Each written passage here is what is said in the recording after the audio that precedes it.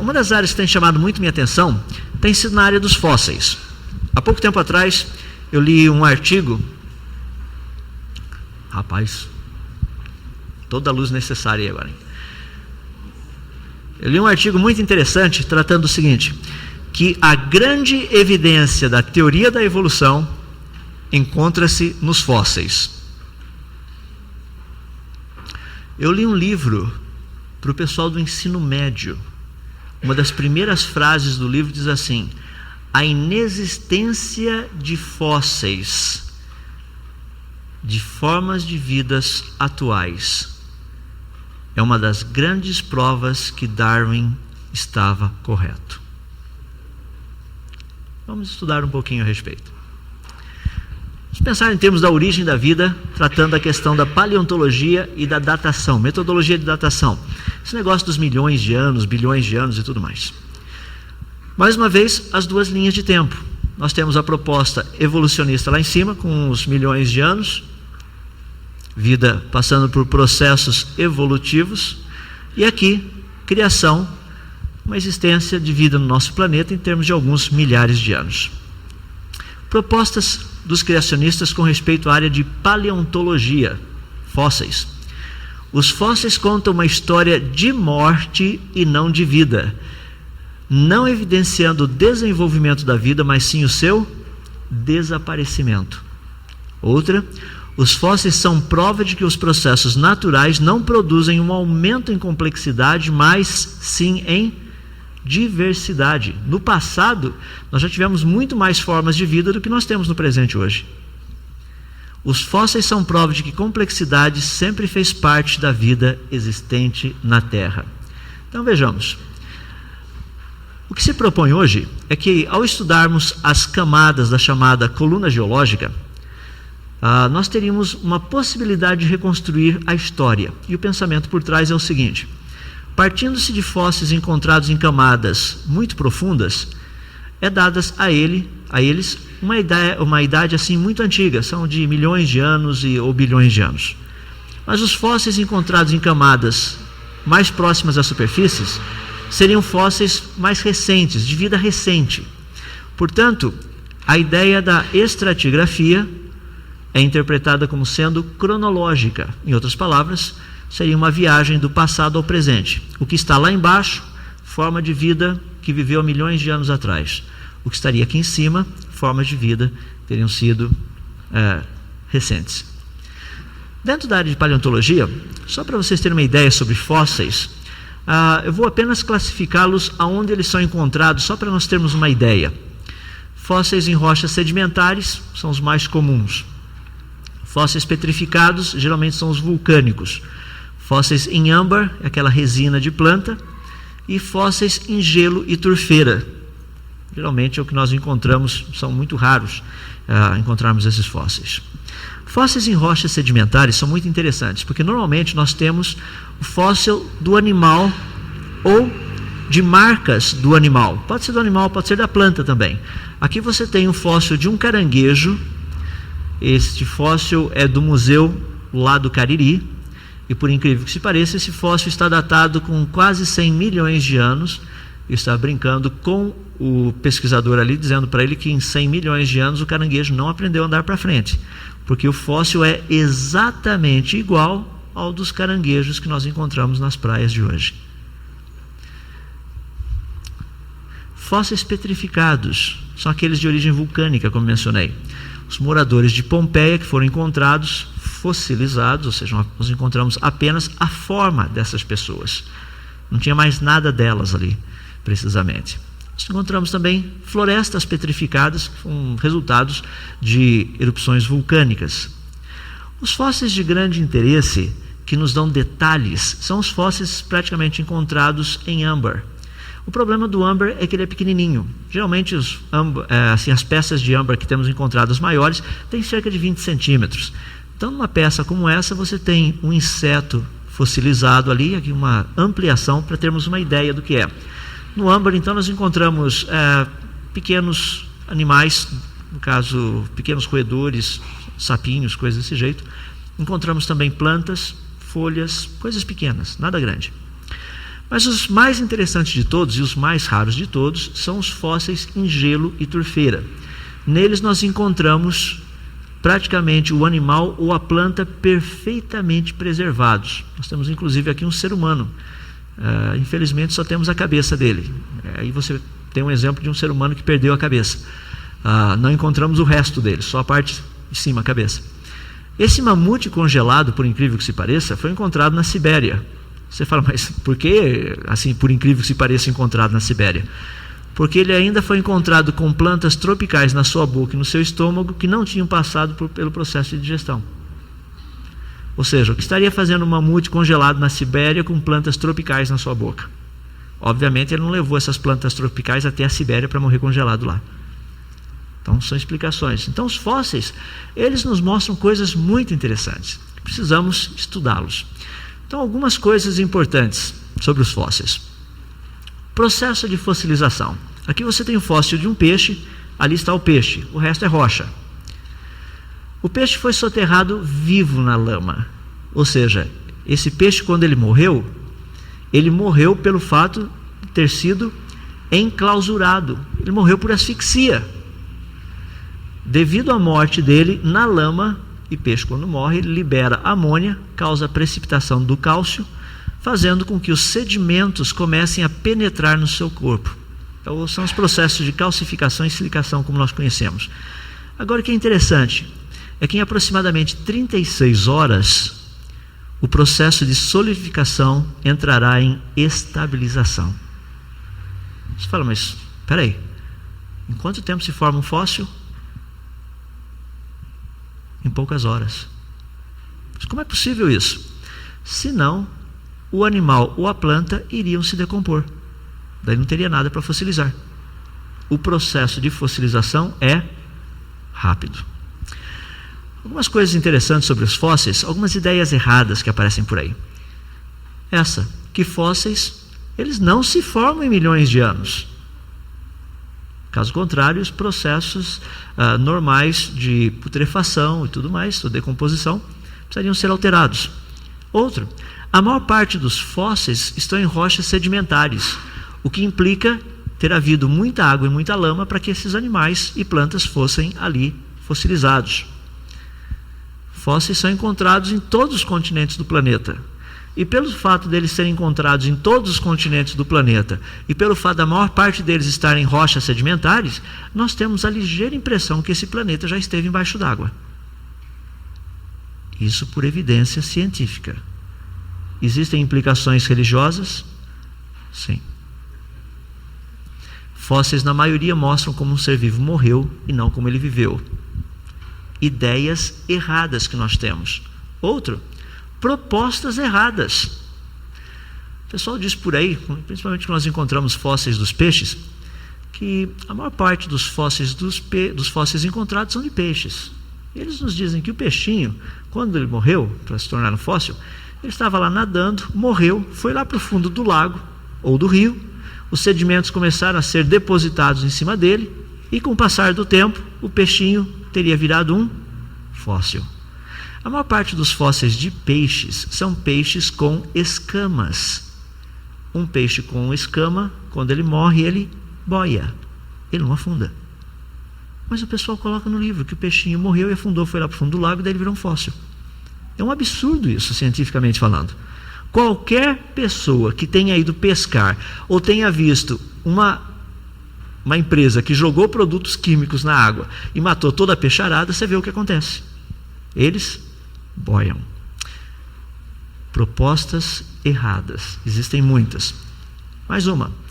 Interpretações subjetivas. Examinando fósseis, procuram-se achar elos de ligação. Olha que interessante. Dr. Philip Gingrich, num artigo que saiu publicado na revista Nature, National Geographic, de novembro de 2004, dizendo Darwin estava errado. Ele é um dos principais paleontólogos ali citados, e ele diz que, sem sombra de dúvidas, as baleias teriam evoluído dos antílopes. Eu coloquei a foto dos dois para ninguém ter dúvida, só assim, eu penso que é óbvio. Mas, de qualquer forma, isso aparece na página 67. Ele disse o seguinte: de repente era evidente que ele próprio se enganara e que de fato havia estreita relação entre as baleias e os antílopes. Esse é o modo que se supõe mais adequado para o avanço da ciência. As ideias surgem e desaparecem, sobrevivendo apenas as mais adaptadas. Interpretação subjetiva. Evidências imaginárias. O próprio Dr. Gingrich, na mesma revista, ele encontrou alguns fragmentos de ossos no Paquistão. Baseado nesses fragmentos, ele publicou alguns artigos falando do animal que teria sido o dono daqueles fragmentos. O nome do animal, Paquicetus. Esse desenho vem dessa revista chamada The Whale of Tethys, Natural History, abril de 1994, página 86. Ele diz assim: esse animal, isso é do texto desse artigo, o intermediário perfeito entre os mamíferos terrestres e as baleias. A revista National Geographic usou isto como uma evidência de que Darwin estava correto.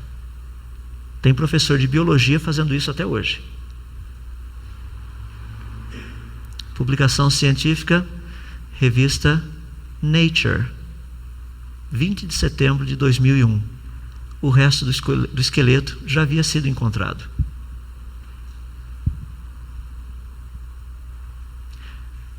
Evidência evolucionista. Esse é o animal. Muitas evidências imaginárias. Falsificação e fraudes. Aí você tem o Archaeopteryx. Aqui você tem o fóssil, aqui a concepção artística. Ou seja, esse animal deveria ter sido uma ave. Existem 6 fósseis de pássaros do Archaeopteryx. Esse do Museu Britânico é um pouco diferente dos demais. Esse foi o que foi considerado como o elo de transição, porque você tem alguns que têm pena. Esse daí, a única pena existente era aquela peninha ali atrás. Ele não tinha pena no resto, o que é uma pena. Por quê? Porque descobriu-se, utilizando-se raio-x, ressonância espectrográfica, de que essa pena localizada ali, ela está num material que é diferente do fóssil. Foi forjado. A pena não existia. Essa pena nunca fez parte do fóssil. E vocês devem ter visto por aí, que saiu essa semana, algo muito interessante. O nosso querido Tiktaalik rosae.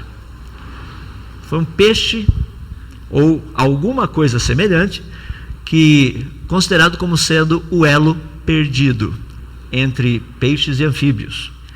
E eles pegaram e colocaram o fóssil, tá? Que é uma mistura, parece que de um anfíbio tentando chegar a ser um jacaré, segundo a interpretação deles, dizendo que esse é o elo perdido. Outro conceito, redirecionamento. Pergunta: eles falaram, nós temos todas as evidências nesse fóssil. Veja, ele possui um tipo de ombro, ele possui braço e antebraço, e possui partes muito parecidas como de dedos. Aqui você tem o animal que eles acham que teria sido. Nós não temos todo, temos um pedaço só, mas eles já fizeram o resto. Só para você ter uma ideia, o pessoal viaja na maionese também. Então já fizeram, né, o bichinho pronto. Pergunta: quais eram as condições ambientais para que ele tivesse ombro, antebraço, braço? Você não vai querer me dizer que esse animal aí pensou no futuro e falou: lá no futuro nós teremos seres humanos andando pela face da Terra. Eles vão precisar de ombros, braço, antebraço e tudo mais. Então, não, isso não faz sentido. Pela teoria da evolução, nós teremos que descobrir, dentro do contexto onde ele vivia, se realmente o contexto exigia isso ou não. Mas isso é o que o pessoal fala. É o elo perdido. Não, quem disse que era o elo perdido? E se esse era um animal criado com todas as características necessárias para o meio ambiente onde ele vivia? Essa é a outra possibilidade. Essa possibilidade foi questionada? Não. Ou seja, quando nós tratamos de um redirecionamento, isso é uma proposta unilateral. Só a evolução explica isso. O criacionismo não. Quando eu falei dos livros textos, aquele livro principalmente para ensino médio, dizendo que a grande evidência de que Darwin está correto é a inexistência de fósseis de animais e plantas que estão vivos ainda hoje. Olha que interessante. Fóssil de um crocodilo, ossada de um crocodilo. Está no Museu Smithsonian de História Natural nos Estados Unidos. Fóssil de um pinguim. 75% de tudo que foi descoberto de fósseis até o presente momento são de plantas, animais e insetos exatamente iguais aos que estão por aí hoje. Da onde esse livro me tirou essa ideia? Não foi da evidência científica. Mas isso é colocado, é despejado na cabeça dos nossos alunos e o pessoal fala, nossa, é verdade, só tem fóssil de dinossauro no mundo. Não, não tem fóssil de dinossauro. Tem fóssil de tartaruga, igual a tartaruga que a gente tem no aquário. Tem fóssil de planta, exatamente iguais às plantas que a gente encontra pela cidade. Tem fósseis de formigas, exatamente iguais às formigas que vivem no nosso quintal. Tem fóssil de tudo isso por aí. Agora, isso não nos é informado. Por quê? As pessoas temem. Olha que coisa interessante.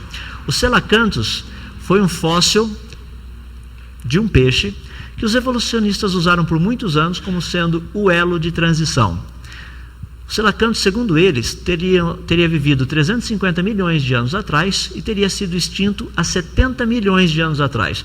Eu troquei os 70 aqui porque eles já trocaram em vários livros, então procuro ser o mais bondoso possível. Toda vez que o pessoal troca, eu troco junto para não ter problema. O único problema, sabe o que é? É que em 1938 pescaram um Coelacanthus vivo. Em 1952 pescaram um outro Coelacanthus vivo. Em 1987 filmaram um cardume de Coelacanthus no fundo dos oceanos. Em 1995 nós sabíamos que tinha um grupo de Coelacanthus morando entre o Oceano Atlântico e o Índico, perto da África do Sul, e um outro perto da Indonésia. Por incrível que se pareça, o Coelacanthus continua tão Coelacanthus como ele sempre foi. Não evoluiu. E esse era o elo perdido. Era o peixe que tinha saído do oceano para se tornar um anfíbio. Nunca aconteceu tal fato. Tuatara. Fósseis de Tuatara, datados com 225 milhões de anos. Ou seja, ela teria vivido há 225 milhões de anos atrás, teria sido extinta há 135 milhões de anos atrás. Tuatara continua viva por aí. O interessante da história é que quando os primeiros pesquisadores chegaram na Nova Zelândia, viram um garoto passeando lá, um nativo, passeando com uma tuatara como bichinho de estimação. Quiseram comprar o bichinho de estimação do menino. Pagaram $1.500 e não é que o menininho vendeu? Por $1.500 dá para vender quase tudo, né? No outro dia veio um molequinho com uma cesta de tuataras perguntando se o pessoal queria comprar mais. Tinha um monte lá na ilha. Ou seja, Nova Zelândia, tuatara vive em todo lugar por ali. Segundo a teoria da evolução, foi pago $1.500 porque acreditava-se que a tuatara estava extinta. Coisas um pouquinho mais modernas. O ano passado, 12 de maio, publicação dizendo que foi descoberto esse animalzinho aqui lá no Laos, lá na Ásia, chamado Ca-Niu. O Ca-Niu, ele tem mais ou menos o jeitão de um rato e a cauda dele é de esquilo. Publicação científica 10 de março, mês passado, dizendo o quê? Que esse animal já era conhecido no registro fóssil. Achamos mais um fóssil vivo. A quantidade deles é muito grande. Tanto é que o Dr. Schwann disse o seguinte: ele possui uma coleção de mais de 600 fósseis vivos. Ele diz que geralmente os livros textos evolucionistas apresentam 6 a 12 exemplos de fósseis vivos. Daí a impressão de que eles são exceções raras, mas não são. Uma vez numa entrevista, ele disse que quase 600 fósseis vivos testificam que, independente do tempo decorrido, não houve nenhuma alteração estrutural ou anatômica. Olha a formiguinha fossilizada e olha a formiga hoje. Exatamente iguais. E essa formiga tem mais de 50 milhões de anos, aquela fossilizada. Se um único fóssil pode ser considerado como prova de que a evolução aconteceu, o que dizer de cerca de 600 que atestam que a evolução nunca aconteceu? Pergunta: o registro fóssil tende para qual lado? Criacionista ou evolucionista? Pelo que tudo indica, as formas de vida sempre foram iguais às que nós temos hoje. Pequenas variações. Mas o pessoal fala, não, mas que o homem evoluiu, nós sabemos que ele evoluiu. Afinal de contas, o homem veio dos macacos. Olha, deixa-me dizer o seguinte: há mais de 25 anos, a ciência evolucionista não acredita que o homem veio do macaco. Inclusive, estarei dando palestra numa igreja daqui a algumas semanas, e foi muito interessante, porque o cartaz que eles me mandaram já está pronto e já fizeram distribuição. Diz assim: criados por Deus ou herança dos macacos? Falei, pessoal, eu não vou falar nenhum dos dois. Então, acho que vocês convidaram outra pessoa, porque o cartaz não é da minha parte. Não tem nada a ver com o que vai ser dito ali. Por quê? Não se conhece nem o que é a proposta criacionista, nem o que a teoria da evolução ensina hoje. Aqui você tem um pouquinho dos fósseis que foram encontrados do que seria uma possível sequência da evolução do homem. O que a ciência evolucionista acredita hoje? Que seres humanos e chimpanzés e gorilas tiveram um ancestral comum. Existe alguma evidência? Nenhuma. Aqui você tem os fósseis encontrados e como eles estão distribuídos e a interpretação. Só alguns exemplos para vocês pensarem. O homem de Tomai, ou Tomai, como alguns costumam dizer, foi encontrado no Chad esses pedaços que juntam formando um crânio e um par de presas. Olha que interessante. A fauna associada ao fóssil sugere que o mesmo tem entre 6 e 7 milhões de anos. Fauna? O que tem a ver isso com fóssil? Outro: não há DNA antigo ou algo parecido. Em geral, o parentesco entre hominídeos, os ancestrais dos seres humanos, é sugerido pela maneira como os caninos eram usados e pela análise de algumas características mais sutis encontradas na face e na base do crânio. O que significa isso? Não existe evidência. Tudo isso é uma questão de sugestão. É uma sugestão de que existe algum parentesco. Mas isso nos é passado como o homem evoluiu, antepassado do ser humano. Então vamos ver alguns casos interessantes. Homem de Nebraska, descobriram um único dente. Conclusão: o dente era de um ancestral do homem. O resultado da pesquisa: o dente era de um porco extinto. Agora, do dente de um porco extinto fizeram quem perdeu o dente, a mulher de quem perdeu o dente, aonde ele morava, o tipo de trabalho que ele tinha, até o esporte que ele praticava, que era o beisebol. Ou seja, de um único dente, tudo isso foi possível. Homem de Piltdown, homem de Java, homem de Pequim. Fraudes. Ramapithecus, publicação científica, apareceu há mais de 20 anos atrás. Família dos orangotangos. Australopithecus afarensis, conhecido como Lucy, foi provavelmente um macaco extinto. Publicação científica, março de 1983. Agora, isso não sai. O pessoal fala, não, mas o homem evoluiu. Olha que interessante. Homem de Neandertal. Publicação científica, revista Nature, dia 25 de agosto de 2004. O Dr. Van Zitten, que é um dos principais pesquisadores de Neandertais, confessou que ele tinha fabricado dados e plagiado o trabalho de colaboradores. Olha que interessante. Nós somos ensinados que os Neandertais viveram, assim, foram um tipo de antepassado dos seres humanos, meio hominídeos. Estavam chegando lá. O crânio de Paderborn, que é um dos mais conhecidos, que é o que identifica, possui as características principais do que seria um Neandertal, foi datado pelo Dr. Van Zitten com 27.400 anos. Ele confessou que ele pegou esse crânio da tumba de um homem que morreu em 1750. 250 anos atrás haviam Neandertais andando no planeta Terra. Como existem hoje ainda. Você fala, não é possível? É. Por quê? É uma interpretação totalmente equivocada, totalmente errada. O que está acontecendo com isso? O que foi considerado a maior peça de evidência demonstrando que Neandertais viveram no passado norte-europeu acabou de desabar. nós teremos que reescrever a pré-história. É o que aparece nesse artigo da revista Nature. Um outro pesquisador: a antropologia terá que revisar sua posição quanto ao homem moderno entre 40 mil e 10 mil anos antes de Cristo. O que eu estou querendo dizer com isso? O homem evoluiu? A resposta é não. Querem uma grande evidência? Deixe-me dar uma delas que tem chamado muito a atenção. Eu ainda não posso dizer de onde vem, mas vou mostrar para vocês saberem que existe. O Homo habilis, segundo a teoria da evolução, teria vivido de 1,9, ou seja, 1.900.000 anos a 1.800.000 anos atrás. Algumas características do Homo habilis, sem ser o fato que ele é muito parecido com Gilberto Gil. Isso eu peguei de um livro, então não tem nada a ver com o nosso ministro. Tá?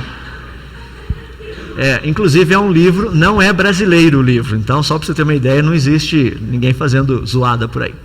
Quais seriam as características desse Homo habilis? Vejamos.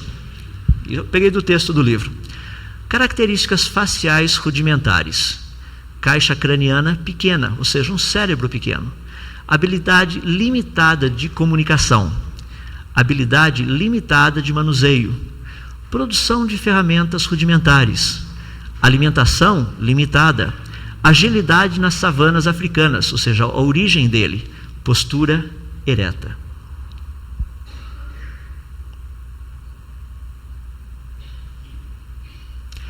Ele é brasileiro, tem uma doença. Características faciais rudimentares.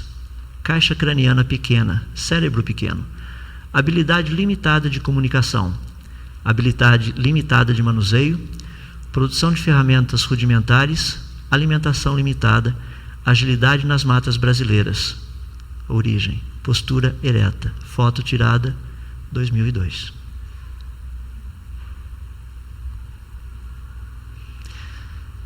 Ele possui uma doença chamada microcefalia.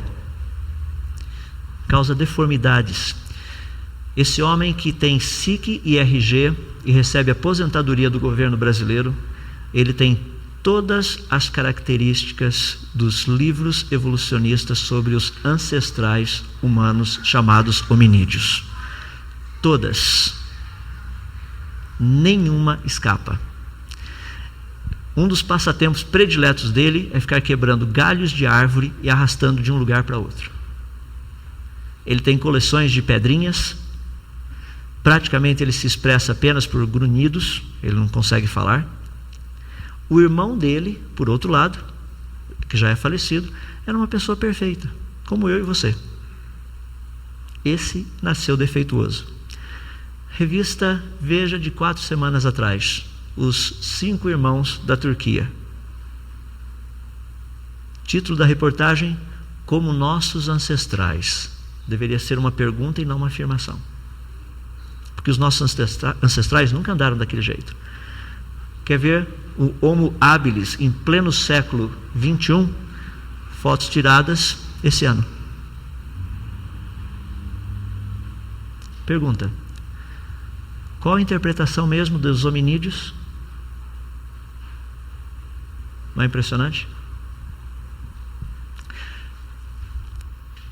Homo habilis ou Homo sapiens? É o mesmo. Nós estamos tratando apenas com variações, deformações da raça humana. Isso nós encontramos. Todo esse povo que você tem, o pessoal tem encontrado esses fósseis de seres humanos, nada mais é do que seres humanos com deformidades. Nós já temos vários fósseis que foram classificados, fósseis de seres humanos, foram classificados como sendo hominídeos. Depois descobriu-se que eram seres humanos com artrite. Daí as deformações apresentadas por esses fósseis. Então, só para vocês pensarem um pouquinho, deixe-me tratar da questão da metodologia de datação. Vou andar rápido, ver se terminamos esses próximos 15 minutos para você ter um tempinho para poder descansar, e eu também. Métodos de datação.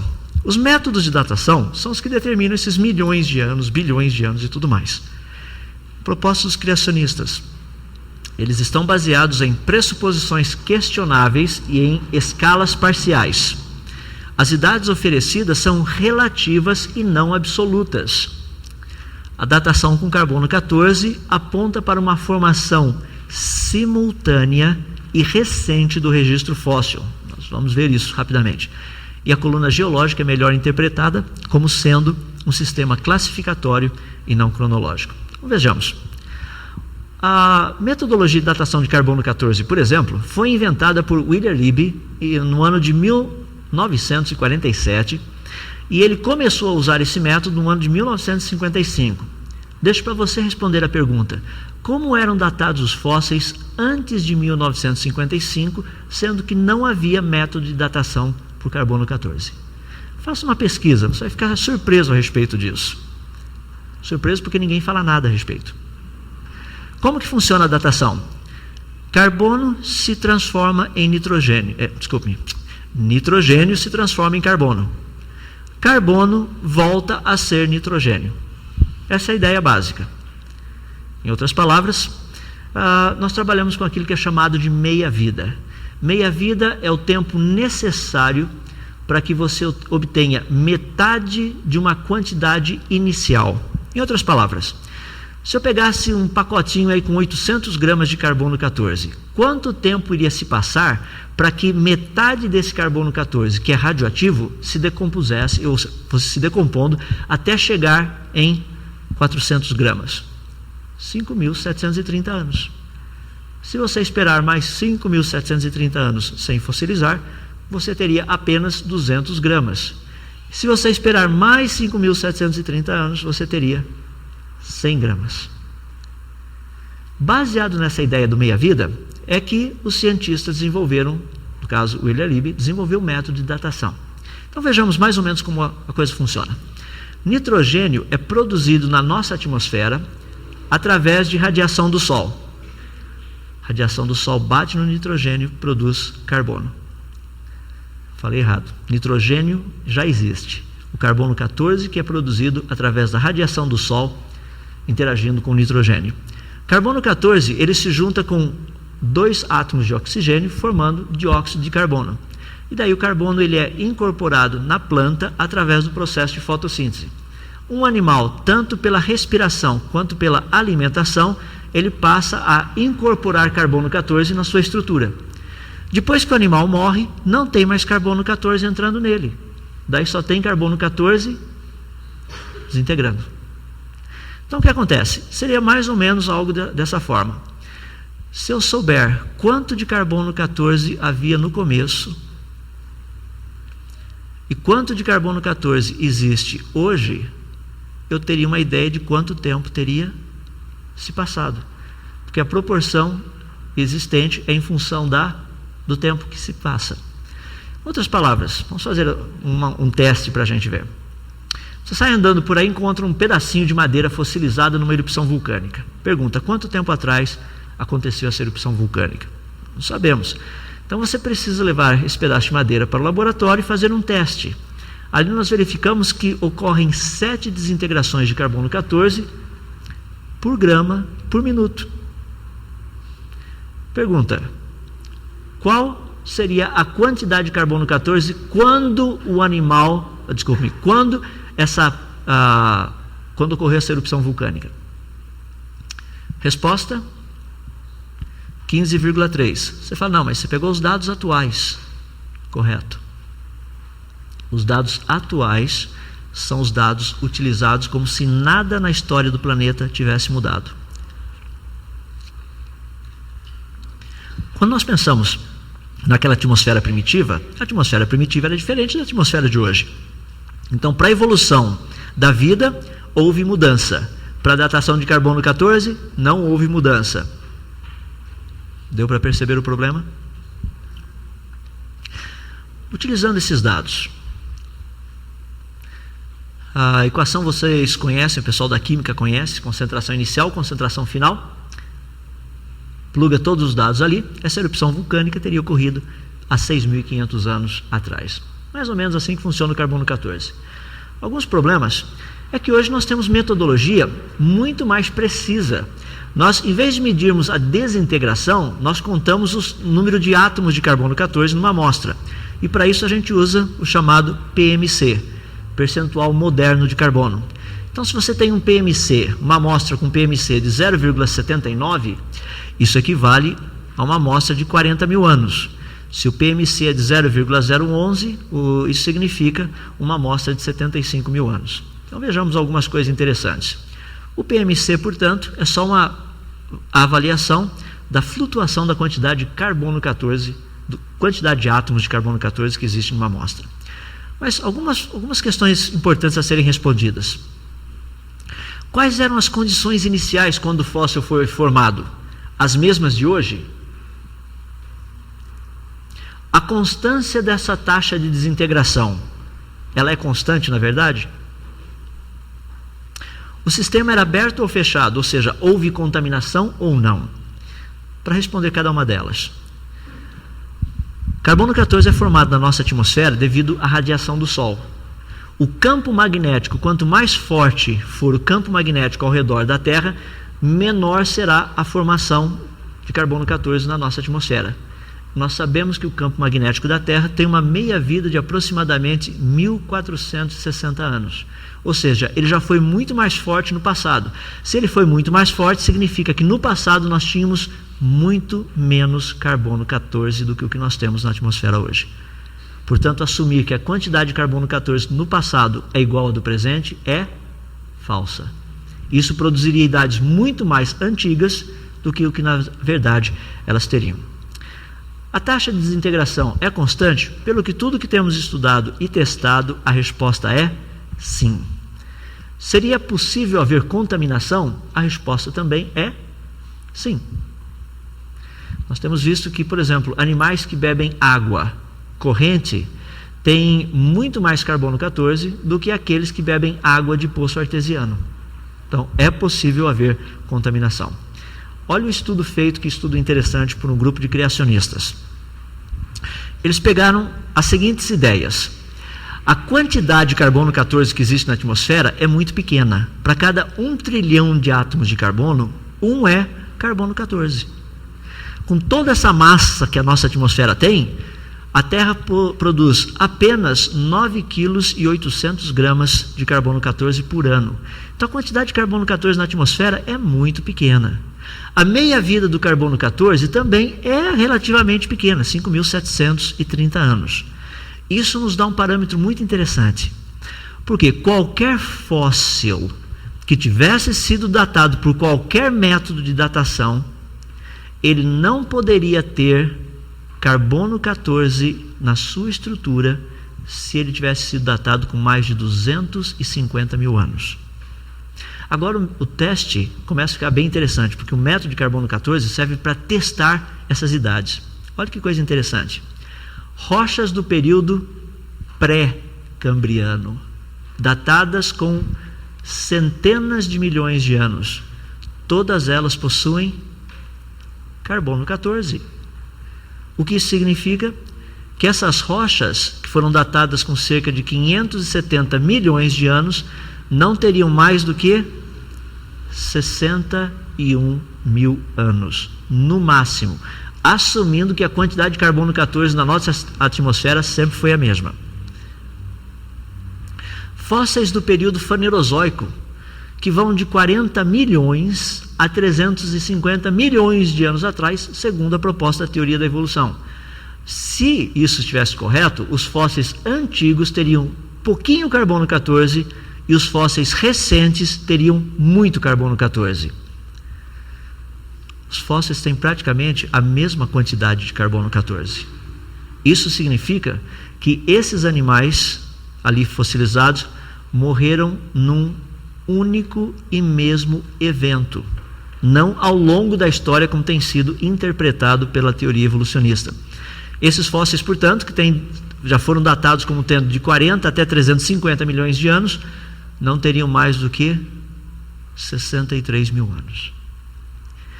Muitos têm me perguntado a respeito disso, falar, mas obviamente deve ter havido alguma contaminação, por isso que está dando idades tão baixas assim.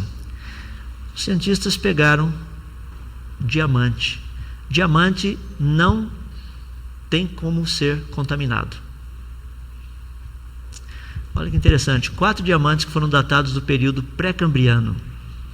Isso porque a rocha onde eles foram encontrados eram rochas do período pré-cambriano, com cerca de pelo menos 600 milhões de anos. Todos os diamantes, de todos, o que deu a idade mais antiga, usando esse método de carbono 14, ele não teria mais do que 58 mil anos. Como explicar a evolução num curto período de tempo? Não tem como explicar. Aí nós temos mais uma evidência que a metodologia de datação é uma metodologia que faz uma proposta que bate com a proposta criacionista. O problema são os métodos de datação que nós temos. Existem muitos deles. Todos eles dão muitos anos, para ser bem sincero, milhões de anos. Olha, por exemplo, urânio e chumbo. Você encontra uma rocha com aquelas porcentagens de urânio e chumbo, você tem a idade relativa do lado, em bilhões de anos.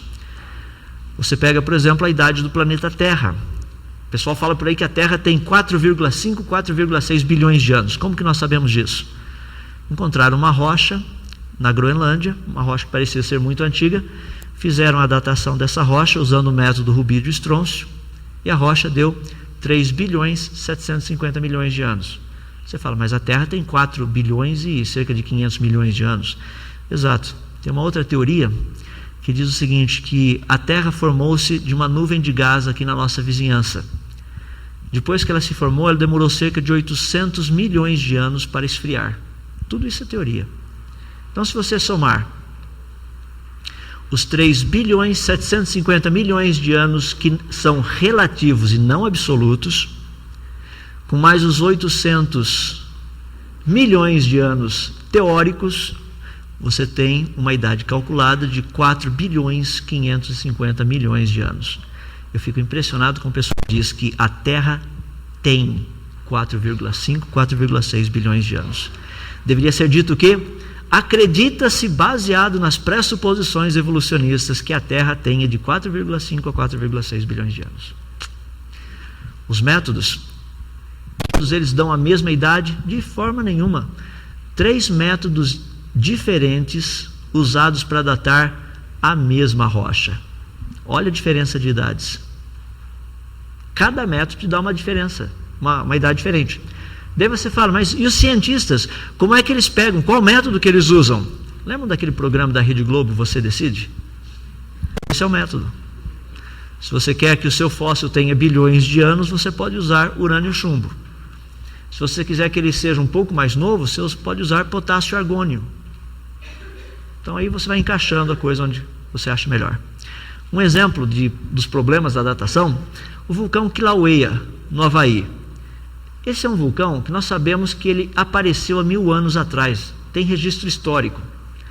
No entanto, estudando a lava do vulcão abaixo do nível do oceano, e datando-se usando potássio e argônio, esse método, descobriu-se que lava a 550 metros de profundidade nos daria uma idade de 220 mil anos.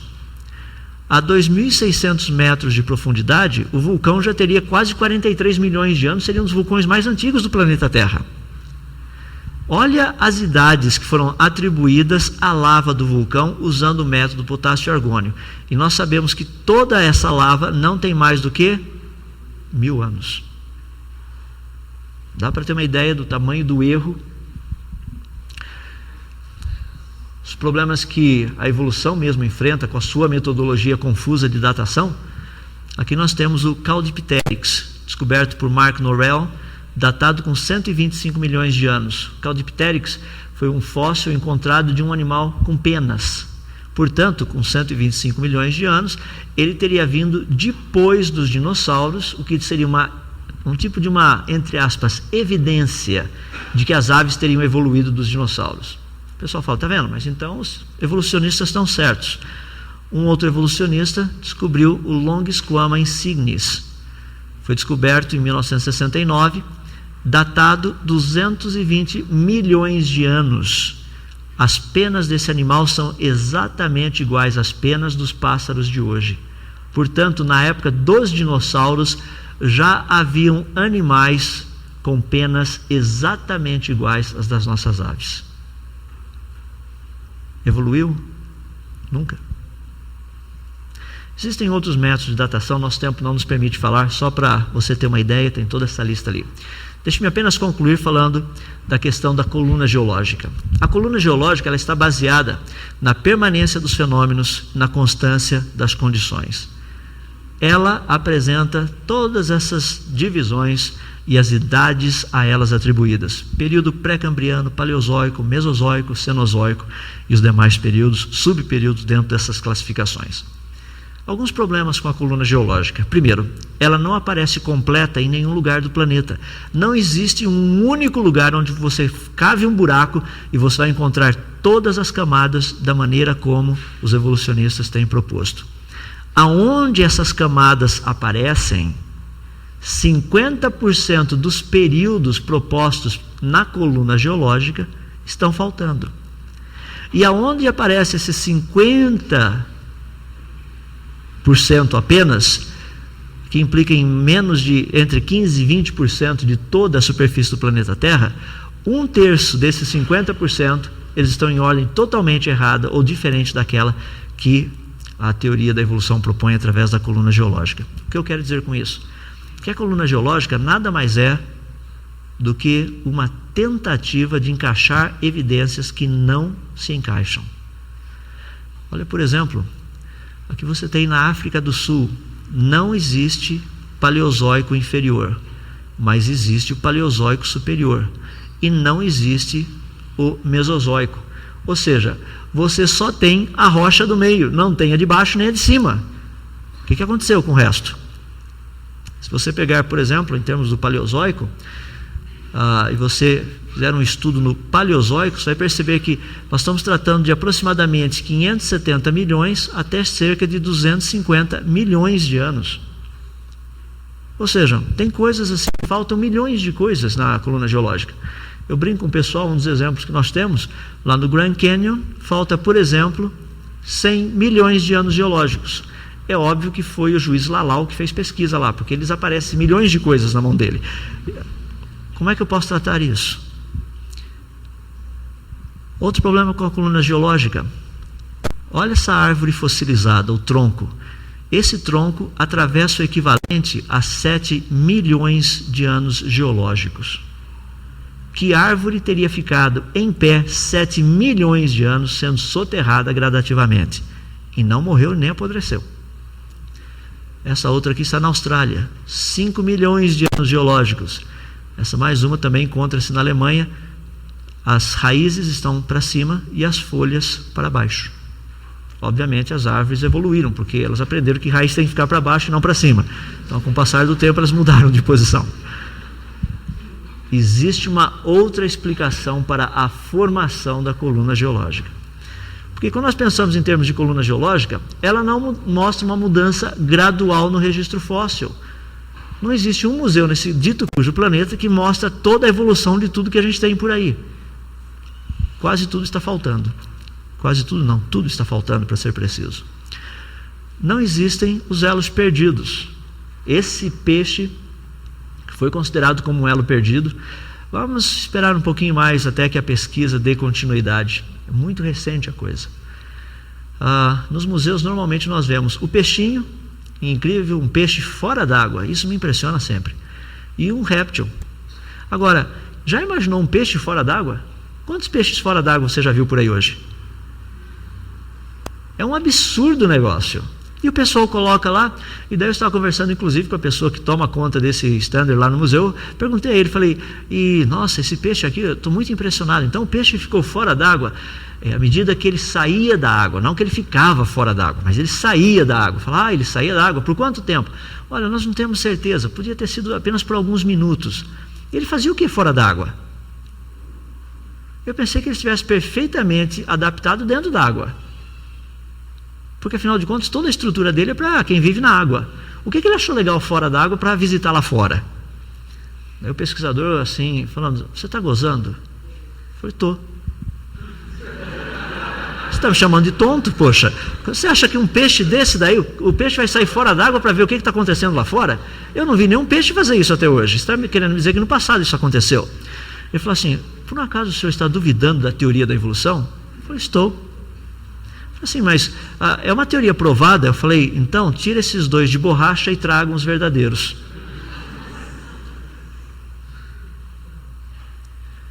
Não é interessante? Aonde estão os elos perdidos? Continuam perdidos. É interessante porque na coluna geológica, vida aparece completa, complexa e diversificada de repente, simultaneamente, no que é conhecido como explosão do Cambriano. Não tem nada antes, de repente vida aparece pronta, sem nenhum traço de evolução. Alguns pequenos problemas com a coluna geológica. Você tem fóssil de pólen, datado com 600 milhões de anos. O único problema é que as árvores, segundo a teoria da evolução, teriam surgido há 440 milhões de anos atrás. Ou seja, tinha pólen circulando no planeta 160 milhões de anos antes das árvores terem aparecido. Se você acha isso ridículo, muito bem, eu acho que eu concordo com você. É ridículo. Aparecimento simultâneo da vida. O pessoal diz que, por exemplo, os trilobitas, que são uma forma de vida que possui o olho mais complexo conhecido no planeta, viveram há cerca de 570 milhões de anos antes do ser humano ter pisado no planeta. Aqui você tem um fóssil de uma pegada de um ser humano calçado em cima de um trilobita. Eles foram contemporâneos. Nós sabemos que foram. O registro fóssil nos dá evidência. Eu acho interessante porque eu mostrei essa imagem há um tempo atrás e uma pessoa falou assim, mas você quer que eu acredite num fóssil? Eu perguntei a ele, quantos fósseis de seres humanos vocês têm? Dos hominídeos? Quantos você tem para dizer que seres humanos e chimpanzés tiveram um ancestral comum? Ele falou assim, mas espera aí, é só porque não foi descoberto ainda, né? Eu falei, você está querendo que eu acredite numa coisa que não foi descoberta e eu tenho uma evidência e você diz que essa não basta? Olha, você não tem nenhuma ainda. Então, enquanto você não tiver a sua, a minha é melhor do que a sua. Portanto, a tua evolução não aconteceu até o presente momento. Ele falou assim, olha, isso daí são pontos de vista, mas que evolução aconteceu, aconteceu. Eu mostrei para ele essa foto. Então me explica como seria possível ter um martelo fossilizado datado com 250 a 300 milhões de anos. Os dinossauros já construíam martelo naquela época, então.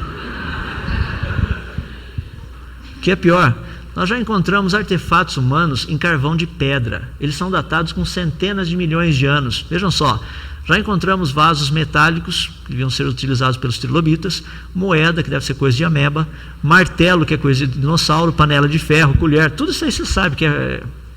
Pessoal, o registro fóssil nos conta uma outra história. Não a história que a evolução está nos contando.